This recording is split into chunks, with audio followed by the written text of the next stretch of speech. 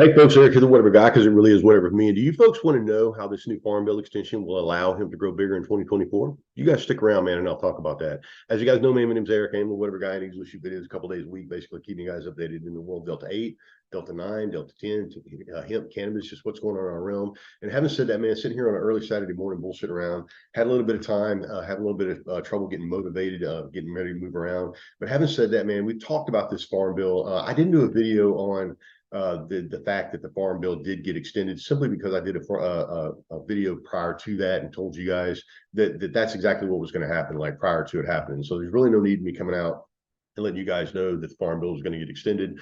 And it did get extended, like I said. And so as we move forward, a lot of people are really, kind of in limbo, trying to figure out exactly what's going on. We've talked about many times before about all the people that are up at the Senate and Congress that are pushing this Farm Bill are not people that are pro, hemp. They're basically pro cannabis, pro alcohol, tobacco, and those type of places like that. And now with the possible move of cannabis to Schedule 3, now we're going to get the drug companies involved in all of this. And having said that, as we move forward, I've said many times, and we talked about the fact that everybody in the hemp industry seems to be going in different directions, and everybody in the cannabis industry seems to be going in the same direction.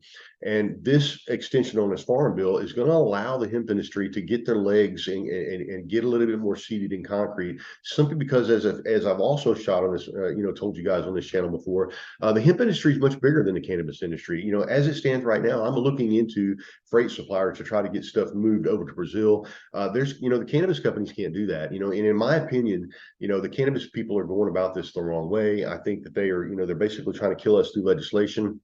And all the while selling the type of products that we sell in our store, in our places legally. They're selling those in their dispensaries legally. Like I am just now over on this other on another screen looking at a strain list of THCa flower that I'm looking in to get in next week in our place up in Pensacola, and obviously our new place over in Cantonment that we're trying to go to. If you guys are looking for THCa flower, obviously I've got it and got good prices on it. But having said that, those everything that I'm putting in my store, all those those pounds of flour and the ounces of flour and stuff that I put in my store, you can run right down to the dispensary and find those same strains. You know what I mean? Although they're going to sell it to you at a much higher price, and you've went to a doctor and all that other crap. But having said that, the fact that the cannabis industry is trying to kill us through legislation and basically sell those products themselves, they could take a page from us. Like we are allowed to do things that they're not allowed to do, and we are a much bigger market. But having said that, they're basically trying to kill us through the Farm Bill. The cool thing is like I said, with this new Farm Bill extension,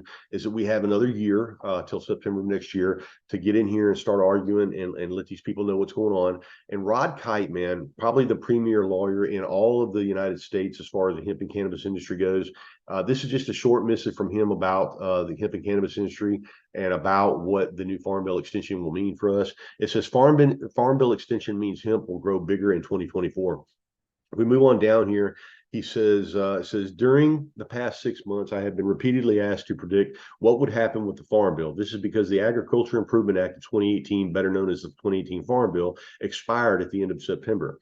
Will it change? Will hemp be outlawed? Will I still be able to sell Delta 8 THC, Delta 9? What can we do to ensure that hemp remains legal? Although I routinely discuss this with lobbyists and associations, the fact is that no one knows what will happen with the next Farm Bill. Fortunately, that issue will not be decided for almost another year, which is plenty of time for the rapidly expanding hemp industry to grow bigger. I'm going to skip over the what the extension means and all that kind of stuff, and just read this short little paragraph, because like I said, it's Saturday morning, and I'm going to get you guys loose. President Biden is expected to sign the act.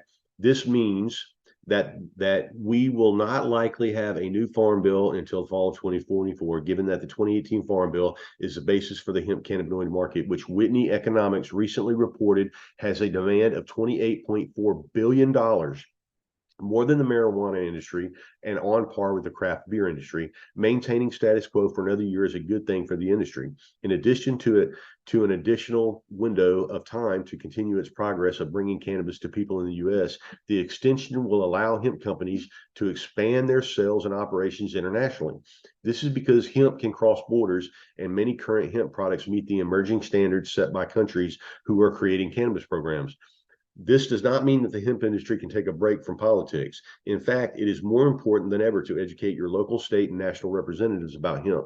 hemp products and their importance to you and in your country, guys.